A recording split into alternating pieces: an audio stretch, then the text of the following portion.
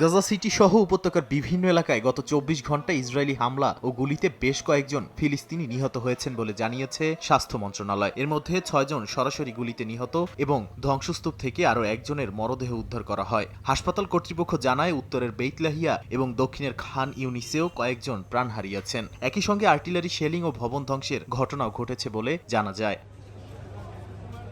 গাজার স্বাস্থ্য মন্ত্রণালয়ের তথ্য অনুযায়ী ২০২৫ সালের অক্টোবরের যুদ্ধবিরতি কার্যকর হওয়ার পর থেকে এখন পর্যন্ত অন্তত ৮১৭ জন নিহত এবং ২২৯৬ জন আহত হয়েছেন। তবে যুদ্ধবিরতি থাকা সত্ত্বেও ধারাবাহিক হামলা অব্যাহত রয়েছে বলে ফিলিস্তিনি কর্তৃপক্ষ অভিযোগ করছে। ইসরায়েল অবশ্য এসব ঘটনাকে নিরাপত্তা অভিযান ও চলমান সামরিক কার্যক্রমের অংশ হিসেবে ব্যাখ্যা করে আসছে।